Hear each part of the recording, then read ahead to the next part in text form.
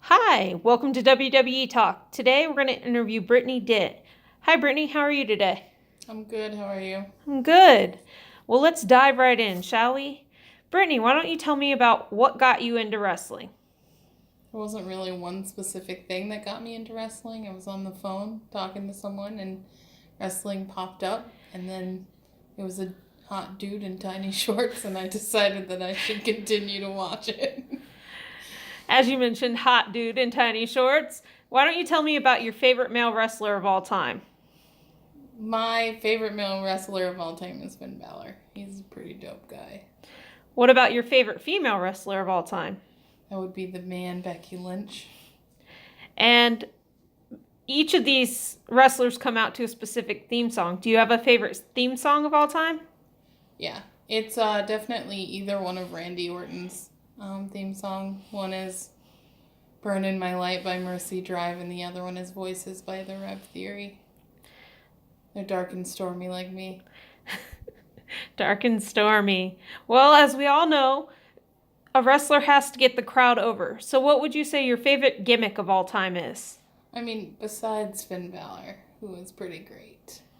I also really like DX. Their anarchy is pretty exciting, and also the New Day. They're just fun and stupid. I would have to agree. The New Day always riles the crowd up. Speaking of crowd, going to live events, most people notice the entrances of the wrestler. Would you say that there's a best entrance? Either their usual entrance, or was there a specific entrance, like something that happened at WrestleMania? Well, I think most of the time my favorite entrance is Finn Balor's. He just kind of gets the crowd going. But there was an entrance, I think, at WrestleMania last year where Seth Rollins entered as the Night King from Game of Thrones. That was pretty awesome. Was there one particular thing that really pointed it out as he was the Night King? He had glowing contacts, and he was wearing like gray armor. That sounds pretty cool. Would you say in today's world of wrestling that there's an overrated or underrated wrestler? There definitely is. The overrated wrestlers are Ronda Rousey and Brock Lesnar. Neither of them work for what they're given. You It's mentioned kind of ride there. you mentioned Ronda Rousey, the UFC fighter, right? Yeah, she's a trash person. Why would you say she's the most overrated wrestler? Because there's wrestlers that have been in the business for years that still don't have a title shot. And she got a title shot her first year out and is currently holding the title for no other reason other than to see if the UFC people will come and be fans as well. And Brock Lesnar? He's also a trash person, and he just has a really great deal, and that's why he still has the belt. He does nothing. He does nothing for anything. He does nothing for the WWE. And who's the most underrated wrestler? Who doesn't get the attention that they should? I don't think there's really one that I would say that doesn't get that enough attention. I think that the women's team as a whole doesn't get enough attention. Just recently, they started getting the attention they deserve. Honestly, there's people like China that still aren't in the Hall of Fame simply because I think they're a woman. They were controversial. Well, speaking of controversy, we all know when attending a WWE live event, there's always something going on. Have you ever been to an event? Yeah, I've been to, I think, 2 or 3 Raws, a Royal Rumble, and then a house show. What's been your favorite event to go to out of all those that were attended? Well, I know that the house show I went to, I did get to touch Finn Balor, and that was pretty great. But I have to say, the Raw after Royal Rumble was pretty awesome. Just being able to be a part of the crowd was pretty great, especially when you boo Ronda Rousey so much that she just can't talk. Dumb people need to shut up. That's pretty great. And speaking of Ronda Rousey, she has a nickname for herself, the baddest woman on the planet. Who would you say has the best nickname out of the WWE universe? I don't know. I mean, Becky Lynch's The Man is pretty great. I also like, Finn's Demon King is pretty awesome. And Seth Rollins, Seth freaking Rollins is pretty good as well.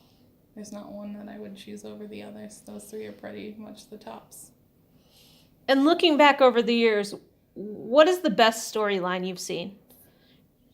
I don't know. There was a time where it was Edge versus John Cena for the WWE heavyweight title, I think, and they hated each other, and it was pretty great. And then they added like Randy to the mix too, and it was just awesome. Like by the end of it, I think John Cena FU'd Edge off a 30-foot ladder and through 3 tables, I think, and that was pretty good for me.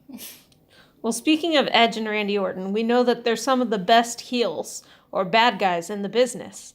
Who would you say should turn heel now? What would be the greatest flip to see?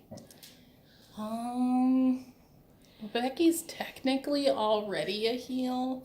I mean, who's not a heel? I guess I would probably say either Seth Rollins or Finn Balor. I think they're both capable of mass amounts of douchebaggery. So right now you would say they're definitely the good guys in the promotion. At this time. And if you could work in the WWE, what would you do? What would your job be in the wrestling promotion? In a perfect world, if I wasn't uncomfortable in front of the camera, I think that I would want to be a commentator or like a interviewer, not really one to get in there and be beat up. It's not for me. Or something in creative, like helping make storylines or something like that. I'm not really down for getting beat up. Well, I can definitely see you writing storylines. And Brittany, I just have one last question for you today. Mm-hmm. You mentioned Finn Balor quite a bit. If you could ask him one thing outside of the ring, what would it be?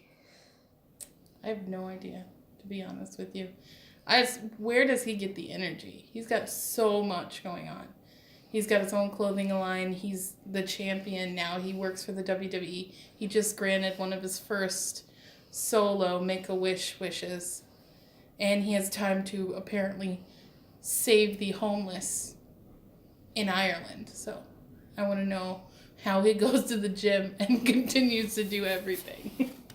Well, Brittany, thank you for sitting down with me today. It was a pleasure speaking with you and getting a fan's perspective.